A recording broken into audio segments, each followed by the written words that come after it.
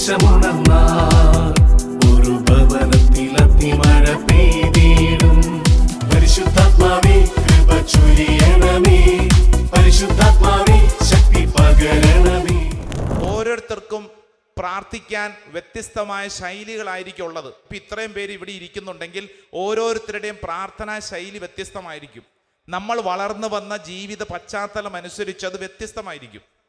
ഞാനൊരു ധ്യാനാവസരത്തിൽ കണ്ടുമുട്ടിയ രണ്ട് കുട്ടികൾ, രണ്ടുപേരും രണ്ട് വ്യത്യസ്ത സ്വഭാവക്കാർ. ഒരുത്തൻ എന്നോട് പറഞ്ഞത്, അച്ഛാ ഞാൻ ആബാ പിതാവേ എന്ന് വിളിക്കത്തില്ല. ഞാൻ ചോദിച്ചത് എന്താ വിളിക്കാത്തത്? അച്ഛാ ഞാൻ ഈ പിതാവേ എന്ന് വിളിക്കുമ്പോൾ എൻ്റെ അപ്പൻ്റെ മുഖം തെളിഞ്ഞു വരും. അച്ഛാ എൻ്റെ അപ്പനെ ഓർക്കാൻ എനിക്ക് ഇഷ്ടമല്ല, കാരണം അപ്പൻ ഭയങ്കര ക്രൂരനായിരുന്നു. അയ്യോ അയാളൊരു വൃത്തികെട്ട മനുഷ്യനായിരുന്നു. അച്ഛാ ഞാൻ ഈ ആബാ പിതാവേ എൻ്റെ അപ്പച്ച എന്ന് വിളിക്കാനായി ഞാൻ ഈ കൈ പൊക്കുമ്പോൾ എൻ്റെ മുമ്പിലായി എൻ്റെ അപ്പൻ്റെ മുഖം വരും. എനിക്കൊരു അസ്വസ്ഥത. അതുകൊണ്ട് അച്ഛാ ഞാൻ വിളിക്കുന്നത് ഈശോയെന്നാണ് വിളിക്കുന്നത്. ഞാൻ പറഞ്ഞു നീ ഈശോ എന്ന് വിളിച്ചാൽ മതി. നീ ഈശോ എന്ന് വിളിക്കുമ്പോൾ നിന്റെ ഉള്ളിൽ സംഭവിക്കുന്നൊരു കാര്യം എന്താ? നിന്റെ ഈ ഭൂമിയിലെ നിന്റെ അപ്പനെ സ്നേഹിക്കാൻ തക്കവണ്ണം നിന്റെ ഉള്ളിലേക്ക് ദൈവസ്നേഹം കിട്ടും. റോമാക്കാർക്ക് എഴുതിയ ലേഖനം 5-ാം അധ്യായം 5-ാം തിരുവചനം വായിച്ചേ. റോമ 5:5 ഏതാ വചനം? നിരാശരാക്കുന്നില്ല, നമുക്ക് നൽകപ്പെട്ട പരിശുദ്ധാത്മാവിലൂടെ ദൈവത്തിന്റെ സ്നേഹം നമ്മുടെ ഹൃദയങ്ങളിലേക്ക് ചൊരിയപ്പെട്ടിരിക്കുന്നു. Praise the Lord. അപ്പൊ ഒരു ചെറുപ്പക്കാരൻ പറയുന്നത്, ഞാൻ അപ്പാന്ന് വിളിക്കാനായിട്ട് എനിക്ക് മടിയാണ്, കാരണം എൻ്റെ ഈ ഭൂമി ജീവിതത്തിൽ ഞാൻ കണ്ട എൻ്റെ സ്വന്തം അപ്പൻ ക്രൂരനായിരുന്നു, അതുകൊണ്ട് ഞാൻ അപ്പാന്ന് വിളിക്കുന്നില്ല, ഞാൻ ഈശോ എന്ന് വിളിക്കുന്നുള്ളൂ. മതി, നീ ഈശോ എന്ന് വിളിക്ക്, നീ വിളിക്ക്, ഈശോ എന്ന് വിളിക്ക്, പരിശുദ്ധാത്മാവ് എന്ന് വിളിക്ക്. അങ്ങനെ വിളിക്കുമ്പോൾ നിനക്ക് പരിശുദ്ധാത്മാവ് സ്നേഹം തരും. എന്തിന് സ്നേഹം? നിന്റെ ഈ ഭൂമി ജീവിതത്തെ അപ്പനെ സ്നേഹിക്കാനുള്ള, അംഗീകരിക്കാനുള്ള സ്നേഹം കിട്ടും. വിശ്വസിക്കുന്ന ഒരു കൈയടിച്ച് ഈശോയ്ക്ക് നന്ദി പറഞ്ഞേ. ഹല്ലേലൂയാ, ഹല്ലേലൂയാ, ഹല്ലേലൂയാ. വേറൊരു ചെറുപ്പക്കാരൻ പറഞ്ഞത് ഇങ്ങനെയാണ്, അച്ഛാ എനിക്ക് അപ്പാ എന്ന് വിളിക്കാനാണ് ഇഷ്ടം, കാരണം ഞാൻ ഓർക്കുന്നത് എൻ്റെ അപ്പൻ്റെ സ്നേഹമാണ്. അപ്പൻ മരിച്ചുപോയി, പക്ഷേ എൻ്റെ അപ്പൻ എന്നെ ചങ്കായിരുന്നു, ജീവനായിരുന്നു. ഞാനിങ്ങനെ കരങ്ങൾ ഉയർത്തുമ്പോൾ എൻ്റെ അപ്പാ എന്ന് ഞാൻ മനസ്സിൽ കാണും, കാരണം ഈ സ്നേഹത്തെക്കാളും വലിയ സ്നേഹം. പ്രൈസ് ദി ലോർഡ്, ഹല്ലേലൂയാ. കൊച്ചു ത്രേസ്യ പുണ്യവതി ആരാണ്? കൊച്ചു ത്രേസ്യ പുണ്യവതി. ഈ കൊച്ചു ത്രേസ്യ പുണ്യവതിയോട് ചെറുപ്പത്തിൽ ഈ അപ്പൻ, കൊച്ചു ത്രേസ്യ പുണ്യവതിയുടെ അമ്മ മരിച്ചുപോയി, അപ്പനാണ് വളർത്തിയത്. ഈ കുഞ്ഞുങ്ങളെയൊക്കെ വളർത്തുമ്പോൾ ഒത്തിരി കൊടിയ വലിയ ദാരിദ്ര്യവും ദുഃഖവും മരണമൊക്കെ അവരുടെ വീട്ടിലുണ്ടായിട്ടുണ്ട്. സഹോദരിമാരൊക്കെ പലരും മരിച്ചൊക്കെ പോയി. അപ്പം അങ്ങനെ വരുമ്പോൾ ഈ അപ്പനാണ് ഈ സ്ട്രഗിൾ മുഴുവൻ ഏറ്റെടുത്തത്. പക്ഷേ അപ്പന് ഈ മക്കളെന്ന് പറഞ്ഞ ജീവനാണ്, മക്കൾക്ക് അപ്പനെയും ജീവനാണ്. അപ്പോഴാണ് ആരോ പറഞ്ഞത്, ഈ കൊച്ചു ത്രേസ്യയായ നീ ഓർക്കണം, നീ ഇന്ന് ഇവിടെ കാണുന്ന അപ്പൻ മാത്രമല്ല, നിനക്ക് സ്വർഗത്തിലൊരു അപ്പനുണ്ട്. പിന്നെ ഈ കൊച്ചു ത്രേസ്യയുടെ പ്രാർത്ഥനാ ശൈലി മാറി. കൊച്ചു ത്രേസ്യ എപ്പോഴും സ്വർഗീയ പിതാവേ എന്ന് പറയുമ്പോൾ മനസ്സിൽ എന്താ തെളിയുന്നത്? എൻ്റെ ഈ ഭൂമിയിലെ ഈ അപ്പൻ ഇത്രയും സ്നേഹം ഉണ്ടെങ്കിൽ സ്വർഗത്തിലെ അപ്പൻ എന്തോരം വലിയ സ്നേഹമായിരിക്കും, എന്തോരം വലിയ സ്നേഹമായിരിക്കും എന്ന് ചിന്തിച്ച് കൊച്ചു ത്രേസ്യ പുണ്യവതി അപ്പാ എന്ന് വിളിക്കാനായിട്ട് പഠിക്കുകയും മറ്റുള്ളവരെ പഠിപ്പിക്കുകയും ചെയ്തു. ഇതൊക്കെ ഞാൻ പറയുമ്പോൾ ഓർക്കേണ്ട കാര്യം, ഓരോരുത്തരുടെയും പ്രാർത്ഥനാ ശൈലി വളർന്നു വരുന്നത് ഓരോരുത്തരുടെയും ജീവിത അനുഭവങ്ങളുടെ പശ്ചാത്തലത്തിലാണ്. അപ്പം അതുകൊണ്ട് നിനക്ക് കംഫർട്ടബിളായും നിനക്ക് പ്രാർത്ഥിക്കാനായും ഏതൊക്കെ ശൈലികൾ നിനക്ക് കിട്ടുന്നുവോ അതൊക്കെ ഉപയോഗിച്ചോണം. ചിലർക്ക് ഈശോ എന്ന് വിളിക്കാനാണ്, വിളിച്ചോണം, അല്ലാതെ കൺഫ്യൂഷൻ അടിച്ചിരിക്കേണ്ട. മറിച്ച് ചിലർക്ക് പിതാവേ, ആബാ പിതാവേ, അപ്പച്ചാ എന്ന് വിളിക്കാനാണ്, വിളിച്ചോണം. പരിശുദ്ധാത്മാവേ എന്ന് വിളിക്കാനാണ്, വിളിച്ചോണം. എന്ന് പറഞ്ഞു കഴിഞ്ഞാൽ നീ ആബാ പിതാവിനെ വിളിച്ചാൽ ആ വിളിക്കകത്ത് ആരെല്ലാം ഉണ്ട്? പിതാവായ ദൈവം, പുത്രനായ ഈശോ, പരിശുദ്ധാത്മാവ്. നീ ഈശോ എന്ന് വിളിച്ചു കഴിഞ്ഞാൽ ആ വിളിക്കകത്ത് ആരെല്ലാം ഉണ്ട്? ഈശോയോടൊപ്പം ആബാ പിതാവും പരിശുദ്ധാത്മാവും. നീ പരിശുദ്ധാത്മാവെന്ന് വിളിച്ചാൽ ആരൊക്കെയുണ്ട്? ആബാ പിതാവും പുത്രനായ ഈശോ എന്ന് പറഞ്ഞു കഴിഞ്ഞാൽ ഈ മൂന്ന് പേരും സത്തയിൽ ഒന്നാണ്. ഈ 3 പേരുടെയും സത്താപരമായ സ്നേഹം.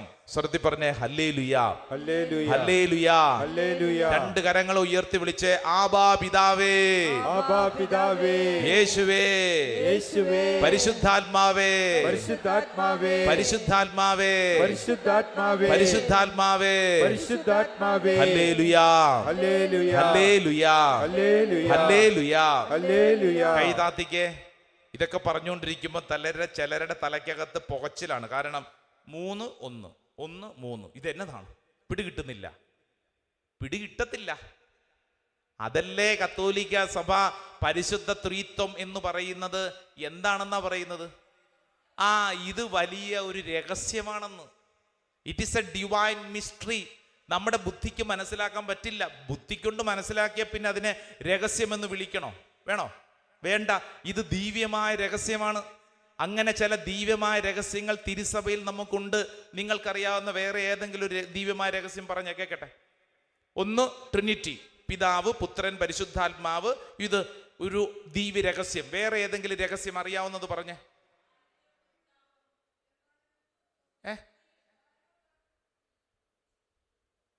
പറഞ്ഞോ, ധൈര്യമായിട്ട് പറഞ്ഞു. കറക്റ്റാണ്. വിശുദ്ധ കുർബാന. വിശുദ്ധ കുർബാന. വിശുദ്ധ കുർബാന എന്താണ്? ഇത് വലിയൊരു രഹസ്യമാണ്. എൻ്റെ പ്രിയപ്പെട്ടവർ, നിങ്ങളൊന്ന് ചിന്തിച്ചേ. ഒരച്ഛൻ കയ്യിലെടുക്കുന്നു അപ്പം, ഇപ്പുറത്തെ കയ്യിൽ വീഞ്ഞ്, എന്നിട്ട് പറയുന്നു ഇത് യേശുവിൻ്റെ ശരീരമാണ്. ഇത് യേശുവിൻ്റെ രക്തമാണ്. ഇതെങ്ങനെ ശരിയാവും? നമ്മുടെ ബുദ്ധിക്ക് മനസ്സിലാവുമോ? ഇല്ല, നമ്മുടെ ബുദ്ധിക്ക് മനസ്സിലാവത്തില്ല. ട്രാൻസബ്സ്റ്റാൻസിയേഷൻ എന്നൊക്കെ പറയുന്ന സത്താപരമായ മാറ്റം എന്നൊക്കെ ദൈവശാസ്ത്രത്തിൽ അതിന് ചില വിശേഷണങ്ങളെ കൊടുക്കും. അപ്പൊ നമ്മുടെ ബുദ്ധിക്ക് ഇതങ്ങോട്ട് മനസ്സിലാവണില്ല. ഇതൊരു ആത്മീയ രഹസ്യമാണ്. ഇതൊരു ആത്മീയ രഹസ്യമാണ്. ത്രിത്വം പോലെ തന്നെ നമ്മുടെ മുമ്പിലുള്ള ഒരു ആത്മീയ രഹസ്യമാണ്. രഹസ്യം എന്ന് പറഞ്ഞാൽ അടക്കം പറച്ചിൽ എന്നല്ല കേട്ടോ. ചിലർ ചിന്തിക്കുന്നു അടക്കം പറച്ചിൽ അല്ല, മറിച്ച് ഇതൊരു ദിവ്യമായ രഹസ്യമാണ്. നിങ്ങളോട് ബന്ധപ്പെട്ടൊരു കാര്യമുണ്ടല്ലോ, രഹസ്യം. അതേതാ? ഭാര്യ ഭർത്താവ് ബന്ധം. അയ്യോ, കല്യാണം കഴിച്ചവരൊന്ന് കൈ പൊക്കിക്കേ. കല്യാണം കഴിച്ചവരെ കൈ പൊക്കൂ. കല്യാണം കഴിച്ചിട്ടില്ലേ ചേച്ചി? എനിക്കറിയാമല്ലോ. പൊക്ക് ചേച്ചി, പറ്റിക്കാൻ വേണ്ടി ഇരിക്കുക. കൈ പകുതി കല്യാണം അല്ല, ഫുൾ കല്യാണം. ഇച്ചിരി കല്യാണമൊന്നുമല്ല. കല്യാണം കഴിച്ചെങ്കിൽ അത് മുഴുവനാണ്. കൈ അങ്ങോട്ട് പൊങ്ങട്ടെ. ഒട്ടുമുക്കാലും പേര് കല്യാണം കഴിച്ചവരാ. നിങ്ങൾ വിവാഹം കഴിച്ചു. Yes or no? അങ്ങോട്ട് സമ്മതിക്കാനത് ഇത്ര ബുദ്ധിമുട്ട്. കല്യാണം കഴിച്ചു. എൻ്റെ ഭർത്താക്കന്മാരെ വർഷം കുറെ ആയല്ലോ. നിങ്ങളുടെ ഭാര്യയെ നിങ്ങൾക്ക് ഇന്നോളം മനസ്സിലായിട്ടുണ്ടോ? ഭാര്യനെ മനസ്സിലായിട്ടുണ്ടോ? ഭാര്യമാരെ ഭർത്താവിന് ഇന്ന് വരെ മനസ്സിലായിട്ടുണ്ടോ? എവിടെ? നേരം വെളുക്കുമ്പോൾ അച്ഛ അതിൻ്റെ തലയ്ക്കകത്ത് എന്താന്ന് ഒരു പിടുത്തവും ഇല്ല. വർഷം കുറെ കഴിഞ്ഞു, ഒരു പിടുത്തവും ഇല്ല, ഒരു പിടുത്തവും ഇല്ല. അല്ലേ? കുറെ നാളുകൾക്ക് മുമ്പ് ഒരു വിവാഹത്തിൻ്റെ വാർഷികം. പ്രായമായ അപ്പനും അമ്മയും, നല്ല പ്രായമായി. അപ്പോൾ അവരുടെ മക്കൾ, കൊച്ചുമക്കൾക്ക് അവർക്ക് വലിയ ആഗ്രഹം അപ്പാപ്പൻ്റെ അമ്മയുടെയും വിവാഹ വാർഷികം ആഘോഷിക്കണം. അങ്ങനെ ഒരു പള്ളിയിൽ വെച്ച് വലിയ സ്വീകരണം, അതിനുശേഷം ഓഡിറ്റോറിയത്തിൽ വലിയ ഫുഡടി, വലിയ സദ്യ. അപ്പം ഈ പാരീഷ് ഹാളിലെ പള്ളിയിലെ ശുശ്രൂഷ കഴിഞ്ഞ് പള്ളിയിൽ നിന്ന് പാരീഷ് ഹാളിലോട്ട് ഇങ്ങനെ നടന്നു പോകുമ്പോൾ ആ പള്ളിയുടെ സൈഡിൽ ഞങ്ങൾ 3-4 അച്ഛന്മാരോടെ നിൽക്കുക. അപ്പോൾ ഈ അമ്മാമ്മ നടക്കാനൊക്കെ ബുദ്ധിമുട്ടാണ്, ചട്ടയും മുണ്ടും കവണിയൊക്കെ ഉടുത്തു. അപ്പോൾ ഈ അമ്മാമ്മ നടന്നു വന്നിട്ട് പറഞ്ഞു, കയ്യെ കയറി പിടിച്ചിട്ട് പറഞ്ഞു, അച്ഛാ പ്രാർത്ഥിക്കണം. ഞാൻ പറഞ്ഞു, എന്നാത്തിനാ? ഇത്രയൊക്കെ ആയില്ലേ, ഇത് വലിയ കാര്യമല്ലേ, ഇനി എന്തിനാ പ്രാർത്ഥിക്കണ്ടേ? എന്നതാ? ഇല്ലേ വരുന്നില്ലേ? എനിക്ക് ഇന്നു വരെ മനസ്സിലായിട്ടില്ല കേട്ടോ. ഞാൻ നോക്കുമ്പോൾ ഭർത്താവ് നടന്ന് പയ്യെ വരുന്നുണ്ട്. വർഷം കുറെ കഴിഞ്ഞ്, ഇന്ന് വരെ എനിക്ക് മനസ്സിലാക്കാൻ പറ്റിയിട്ടില്ലെന്ന്. അല്ല, നിങ്ങളൊന്ന് ചിന്തിച്ച എൻ്റെ മനുഷ്യരെ, നിങ്ങൾക്ക് നിങ്ങളുടെ ജീവിത പങ്കാളിനെ എന്തെങ്കിലും പിടികിട്ടിയിട്ടുണ്ടോ? പേരും ഊരും രൂപമൊന്നും അല്ല ഞാൻ ഉദ്ദേശിക്കുന്നത്. അതിൻ്റെ ഉള്ളില് അതിൻ്റെ സ്വഭാവം ഇന്ന് വരെ മനസ്സിലാക്കാൻ പറ്റിയിട്ടില്ല. അതുകൊണ്ടാണ് വിശുദ്ധ പൗലോസ്ലീഹ എഫേസുസുകാർക്ക് എഴുതിയ ലേഖനത്തിൽ നമ്മളോട് പറയുന്നു, ഇത് വലിയ ഒരു രഹസ്യമാണ്. വലതും ഇടതും ഇരിക്കുന്ന ആൾക്ക് കൈ കൊടുത്തോണ്ട് പറഞ്ഞ്, ഇത് വലിയ ഒരു രഹസ്യമാണ്. അതേന്ന് ബുദ്ധിക്ക് മനസ്സിലാക്കാൻ പറ്റിയല്ലെന്ന്. അല്ല, നിങ്ങൾ ചിന്തിച്ചേ, ഈ സ്വഭാവം ഇത്രയും വർഷമായിട്ട് നിങ്ങൾ ഇഷ്ടപ്പെട്ട സ്വഭാവമാണോ നിങ്ങളുടെ ജീവിത പങ്കാളിക്ക്? അല്ല സത്യം അല്ലേ? പലരും തുറന്നു പറയുന്നില്ലെന്നേ ഉള്ളൂ. പലരുടെ ഉള്ളിലുള്ള വിഷമം എന്നാ? എൻ്റെ അച്ഛാ, ഹോ, എൻ്റെ ചിന്താഗതിക്കോ എൻ്റെ സ്വപ്നത്തിൽ പോലും വിചാരിക്കാത്തതാണ് അതിൻ്റെ സ്വഭാവം. വിചാരിക്കാത്ത സ്വഭാവം അല്ലേ? അച്ഛാ, എൻ്റെ സ്വപ്നത്തിൽ ഇങ്ങനെയൊന്നും അല്ലായിരുന്നു, പക്ഷെ നേർ വിപരീതം. പിന്നെ എങ്ങനെ ജീവിതം മുന്നോട്ട് നീങ്ങുന്നു? അതങ്ങനെ പോകുന്നു. ഇതാണ് മിസ്റ്ററി, ഇതാണ് ദിവ്യമായ രഹസ്യം. രണ്ട് വ്യത്യസ്ത സ്വഭാവത്തിലുള്ളവര് ഒരുമിച്ച് ജീവിക്കുന്നു. It is not easy. നിങ്ങൾ ചിന്തിക്കൂ, ഇതെങ്ങനെ സാധ്യമാവും? ഇതെങ്ങനെ ചിന്തിക്കും? ബുദ്ധി കൊണ്ട് ചിന്തിച്ചാൽ മനസ്സിലാവുമോ? രണ്ട് വ്യത്യസ്ത സ്വഭാവക്കാര്, വിവാഹമെന്ന് പറയുന്ന ഒരു കൂദാശ എന്ന് നമ്മൾ പറയുന്നു. എന്നാൽ സാധാരണഗതിയിൽ ഒരാൾ ചിന്തിക്കുവാണ്, രണ്ട് വ്യത്യസ്ത സ്വഭാവം, രണ്ട് രീതികൾ, രണ്ട് കൾച്ചർ, രണ്ട് ബാക്ക്ഗ്രൗണ്ട്. ഇവരിതേ കല്യാണത്തിന്റെ അന്ന് മുതൽ ഒരുമിച്ച് ഒരു മുറിയിൽ ഒരു കട്ടിലേക്ക് കിടക്കുന്നു. ഇതെങ്ങനെ ശരിയാകും? ബുദ്ധി കൊണ്ട് ചിന്തിച്ചാൽ മനസ്സിലാകത്തില്ല. ബുദ്ധി കൊണ്ട് ചിന്തിച്ചു കഴിഞ്ഞാൽ അത് ചെന്ന് അവസാനിക്കുന്നത് എന്താ? ഡിവോഴ്സ്. ബുദ്ധി കൊണ്ട് ചിന്തിച്ചാൽ അത് ചെന്ന് അവസാനിക്കുന്നത് വിവാഹമോചനം. കാരണം രണ്ട് സ്വഭാവം ചേരുന്നില്ല. ഒരാൾക്ക് ഫാൻ വേണം, ഒരാൾക്ക് ഫാൻ വേണ്ട. രാത്രിയിലെ ഒരേ കട്ടിലെ കിടക്കുന്ന മോളിൽ ഒരു കറങ്ങുന്ന ഫാനുണ്ട്. പെണ്ണ് പറയുന്നു, എനിക്ക് കാറ്റടിച്ചു കഴിഞ്ഞാൽ എനിക്കത് പറ്റത്തില്ല, എൻ്റെ മൂക്കടഞ്ഞു പോകും, എനിക്ക് തലവേദന വരും. ഭർത്താവ് പറയുന്നു, ഫാനില്ലാതെ എനിക്ക് കിടക്കാൻ പറ്റത്തില്ല. എന്ത് ചെയ്യും ചേട്ടാ? പറ. ചേട്ടൻ പിന്നെ കല്യാണം കഴിച്ചിട്ടില്ലാത്തതുകൊണ്ട് അറിയത്തില്ല. അല്ല, നിങ്ങൾ ചിന്തിക്കൂ, ഇത് വലിയ പ്രശ്നമാണെന്ന്. മുകളിൽ കറങ്ങുന്ന ഫാൻ തുടങ്ങി ഓരോന്നും വലിയ പ്രശ്നങ്ങളാണ്, ഓരോരോ രീതികൾ. നിങ്ങൾ ഈ വിവാഹമോചനത്തിന്റെ പല കേസുകെട്ടുകളൊക്കെ പരിശോധിക്കുമ്പോൾ വളരെ രസകരമായ കാര്യങ്ങളൊക്കെ കാണും. കുഞ്ഞു കാര്യങ്ങളാണ്. ഒരു ഭാര്യയെ കുറച്ചു നാളുകൾക്ക് മുമ്പ് കേസ് കൊടുത്ത് കോടതി വിധി വന്നിരിക്കൂ. എന്നാന്നറിയാവോ? എനിക്ക് സ്വസ്ഥമായി ഉറങ്ങുന്നതിന് എൻ്റെ ഭർത്താവ് എനിക്ക് ശല്യമാണ്. അപ്പൊ കോടതി ചോദിച്ചു, എന്താണ് നിങ്ങളുടെ ശല്യം? അയാൾ നിങ്ങളെ ഉപദ്രവിക്കുന്നുണ്ടോ? ഇല്ല. പിന്നെന്താണ്? ഭർത്താവ് കൂർക്കം വലിക്കുന്നു. എനിക്ക് ഉറങ്ങാൻ പറ്റുന്നില്ല, എനിക്ക് സ്വസ്ഥത പ്രധാനപ്പെട്ട, എനിക്ക് ഈ കൂർക്കം വലി സഹിക്കാൻ പറ്റുന്നില്ല, ഭർത്താവിൻ്റെ കൂർക്കം വലി. അപ്പൊ ഞാനിത് പറയുമ്പോൾ ആ ചേട്ടനൊക്കെ ചിന്തിക്കും, ദൈവമേ, പണ്ടേ അവൾ എന്നെ ഇട്ടിട്ട് പോകേണ്ടതാ, എന്നാ കൂർക്കം വലിയ അല്ലേ?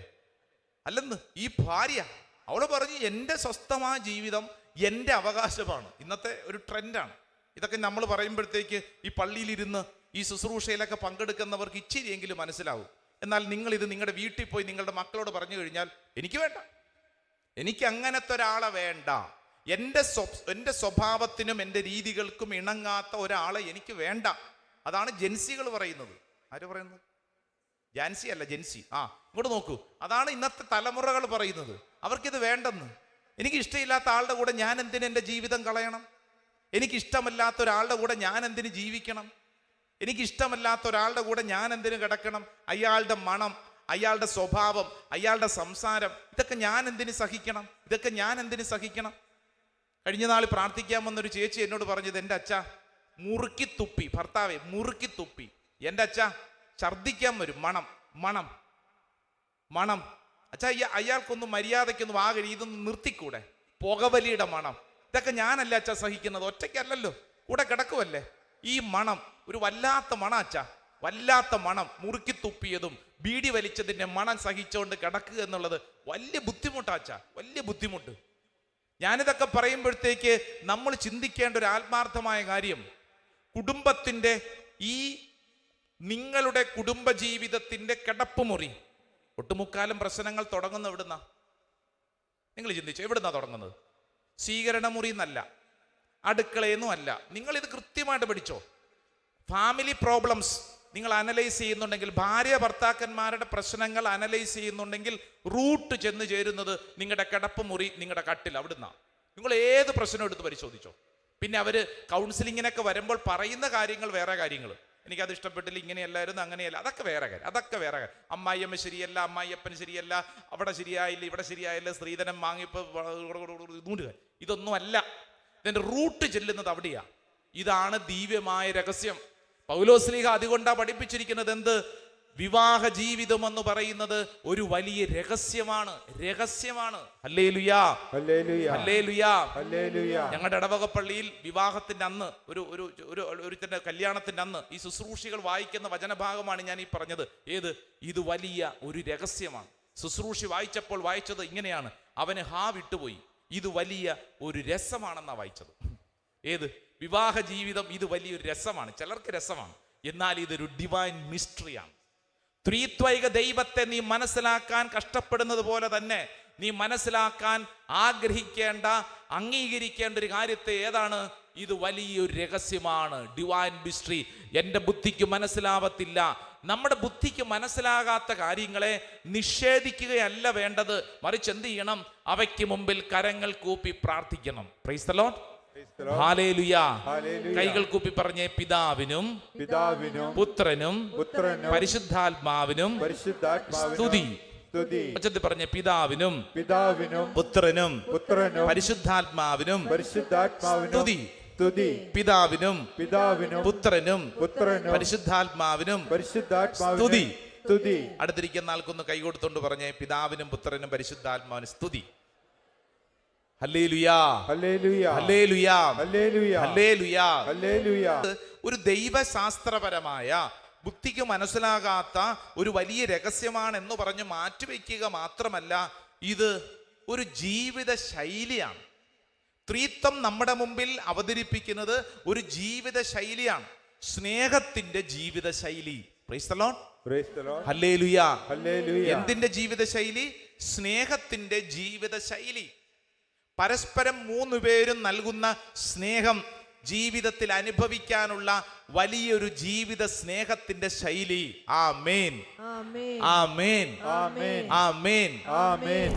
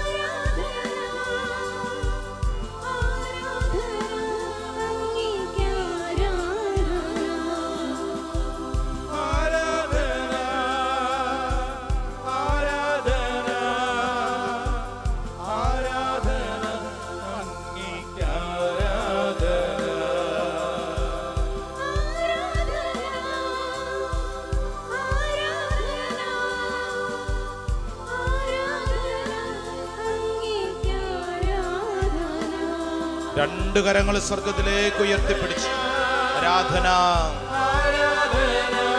യേശുവേ.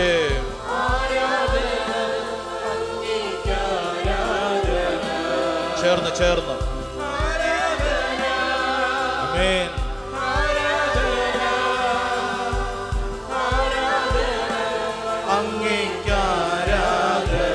ഒരിക്കൽ കൂടെ യേശുവേ. ആബാ പിതാവേ, പരിശുദ്ധാത്മാവേ, ഒന്ന് സ്തുതിച്ചൊന്ന് പ്രാർത്ഥിച്ചേ. ആബാ പിതാവേ എന്ന് വിളിച്ച് പ്രാർത്ഥിക്കുന്നു. പുത്രനായ യേശുവേ എന്ന് വിളിച്ച് പ്രാർത്ഥിക്കുന്നു. പരിശുദ്ധാത്മാവേ എന്ന് വിളിച്ച് പ്രാർത്ഥിക്കുന്നു. അത്ഭുത കൃപ ഓരോ വ്യക്തിയുടെ മേലും വെളിപ്പെടട്ടെ. ഈ ശുശ്രൂഷ സമയത്ത് സംഭവിക്കപ്പെടട്ടെ. ഒരു പുതിയ അഭിഷേകം വെളിപ്പെടട്ടെ എന്ന് ഞങ്ങൾ ആഗ്രഹിച്ച് പ്രാർത്ഥിക്കുന്നു. സകല തടസ്സങ്ങളും ദൈവത്തിന്റെ ആത്മാവ് എടുത്തു മാറ്റട്ടെ. ഒരു പുതിയ അഭിഷേകം വെളിപ്പെടട്ടെ എന്ന് പ്രാർത്ഥിക്കുന്നു. Hallelujah, hallelujah, hallelujah, hallelujah. യേശുവേ ആരാധന, ആരാധന, ആരാധന, ആരാധന, ആരാധന, ആരാധന. കരങ്ങൾ കൂപ്പി നമ്മൾ പ്രാർത്ഥിക്കുന്നു. പരിശുദ്ധ പരമ ദിവികാരുണ്യ ഈശോയ്ക്ക് നേരവും ആരാധനയും സ്തുതിയും പുകഴ്ചയും ഉണ്ടായിരിക്കട്ടെ. ഇക്കാലം അത്രയും എന്നെ ശക്തിപ്പെടുത്തി ബലപ്പെടുത്തി വഴി നടത്തുന്ന, ജീവൻ നൽകി പരിപാലിക്കുന്ന പരിശുദ്ധ പരമ ദിവ്യകാരുണ്യ ഈശോയ്ക്ക് നേരവും ആരാധനയും സ്തുതിയും പുകഴ്ചയും ഉണ്ടായിരിക്കട്ടെ. എൻ്റെ ജീവിത വഴികളെ മുമ്പോട്ട് നയിക്കുന്നതിനും ആത്മീയമായ ബലവും നൽകുകയും ചെയ്യുന്ന, ഞാൻ എന്തായിരിക്കുന്നുവോ അത് അങ്ങിലാണെന്ന് വിശ്വസിച്ച് ഏറ്റെടുത്തുകൊണ്ട് പരിശുദ്ധ പരമ ദിവ്യകാരുണ്യ ഈശോയ്ക്ക് നേരവും ആരാധനയും സ്തുതിയും പുകഴ്ചയും ഉണ്ടായിരിക്കട്ടെ. നമുക്കെല്ലാവർക്കും എഴുന്നേറ്റ് നിൽക്കാം. എൻ്റെ പ്രിയപ്പെട്ടവരെ, പരിശുദ്ധ ആരാധനയുടെ ഈ സമയം നിന്റെ ജീവിതത്തിൽ പിതാവും പുത്രനും പരിശുദ്ധാത്മാവും നൽകുന്ന വലിയ സ്നേഹം അനുഭവിച്ചുകൊണ്ട് അത് മറ്റുള്ളവർക്ക് കൊടുക്കാനുള്ള ഒരു സ്നേഹത്തിൻ്റെ ജീവിത ശൈലി സമ്മാനിക്കുന്ന ആരാധനാ സമയമാണ്. കരങ്ങൾ കൂപ്പിപ്പിടിച്ച് കണ്ണുകളടച്ച് ഓരോ വ്യക്തിയും സ്വയം ചിന്തിക്കുക. എൻ്റെ ജീവിതത്തിൽ സ്നേഹത്തിൽ ഞാൻ എത്രത്തോളം വളർന്നിട്ടുണ്ട്? എൻ്റെ ജീവിതത്തിൽ സ്നേഹത്തിൽ ഞാൻ എത്രത്തോളം വളർന്നിട്ടുണ്ട്? എന്താണ് എൻ്റെ ജീവിത അവസ്ഥ? ഓരോ വ്യക്തിയും സ്വയം ചോദിക്കേണ്ട വളരെ മർമ്മപ്രധാനമായിട്ടുള്ള ചോദ്യമാണ്. നമ്മൾ നമ്മളോട് തന്നെ ഈ ചോദ്യം ചോദിക്കുമ്പോൾ നമ്മുടെ ഉള്ളിൽ പല കാര്യങ്ങളും തെളിഞ്ഞു വരും. പല അവസ്ഥകളിലും സ്നേഹം നഷ്ടമാക്കിയ, സ്നേഹബന്ധങ്ങൾ പൊട്ടിപ്പോയ, പരസ്പരം മനസ്സിലാക്കാനും സ്നേഹിക്കാനും അംഗീകരിക്കാനും പറ്റാത്തവണ്ണം വിഷമിച്ചു പോയ അനേകം അനുഭവങ്ങൾ നമ്മുടെ മനസ്സിൽ തെളിഞ്ഞു വരും. അതെല്ലാം ഈ അൾത്താരയിൽ സമർപ്പിക്കുകയാണ്. എൻ്റെ പ്രിയരെ, ഈ അൾത്താരയ്ക്ക് മുമ്പിൽ നമുക്ക് നമ്മുടെ സ്നേഹബന്ധത്തെ വളർത്തിയെടുക്കാൻ ആഗ്രഹിക്കാം. ത്രിയേക ദൈവം നമ്മളോട് പറയുകയാണ്, ഞങ്ങൾ സ്നേഹത്തിൽ ഒന്നായിരിക്കുന്നത് പോലെ ഈ ഭൂമി ജീവിതത്തിൽ നമ്മളും സ്നേഹത്തിൽ ഒന്നായിരിക്കണം. സ്നേഹബന്ധത്തിൽ എന്തെല്ലാം വിള്ളലുകൾ വന്നിട്ടുണ്ടെങ്കിലും ആ മേഖലകൾ സമർപ്പിച്ച് വലിയ വിശുദ്ധീകരണത്തിന് വേണ്ടി പ്രാർത്ഥിക്കണം. ഇതാ ഈ അൾത്താര നിനക്ക് വേണ്ടി അപ്രകാരം ഒരുക്കപ്പെടുന്ന സമയമാണ്. ഒട്ടുമുക്കാലും നമ്മൾ ഇന്ന് കടന്നു പോകുന്ന അസ്വസ്ഥതകളുടെ കാരണമെന്ന് പറയുന്നത് സ്നേഹബന്ധത്തിൽ വന്ന വിള്ളലുകളാണ്. അതുകൊണ്ടാണ് സങ്കീർത്തനം 147 വചനം 3, ഹൃദയം തകർന്നവരെ അവിടുന്ന് സൗഖ്യപ്പെടുത്തുകയും അവരുടെ മുറിവുകൾ വച്ചുകെട്ടുകയും ചെയ്യുന്നു. ഹൃദയബന്ധം സ്നേഹബന്ധം എന്നാണ് അർത്ഥം. ഹൃദയം തകർന്നവർ എന്ന് പറഞ്ഞു കഴിഞ്ഞാൽ സ്നേഹം തകർന്നവരെന്നാണ്. ഹൃദയമെന്ന് പറഞ്ഞാൽ സ്നേഹമെന്നാണ്. സ്നേഹബന്ധം തകർന്നെങ്കിൽ ഓർക്കണം, അതാണ് ഏറ്റവും വലിയ തകർച്ച. അത് നമ്മുടെ ഉള്ളിൽ വിപരീത അനുഭവങ്ങൾ, നെഗറ്റീവ് ഇമോഷൻസ് വർദ്ധിപ്പിച്ച് നമ്മളെ തകർത്ത് കളയും. പിതാവായ ദൈവമേ, പുത്രനായ ഈശോയെ, പരിശുദ്ധാത്മാവേ, ഞങ്ങളിതാ ഞങ്ങളെ തന്നെ സമർപ്പിക്കുന്നു. ബാവായ്ക്കും പുത്രനും പരിശുദ്ധ റൂഹായ്ക്കും സ്തുതിയായിരിക്കട്ടെ. കരങ്ങൾ കൂപ്പി നമുക്ക് ഒരുമിച്ച് പാടാം. പരിശുദ്ധ റൂഹായ്ക്കും ആമേൻ.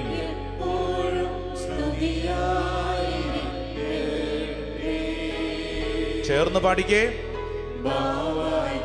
പുത്രനും പരിശുദ്ധ റൂഹായ്ക്കും സ്തുതിയായിരിക്കട്ടെ, എപ്പോഴും സ്തുതിയായിരിക്കട്ടെ. എല്ലാവരും ചേർന്ന് അല്പം കൂടെ ഉയർന്ന സ്വരത്തിൽ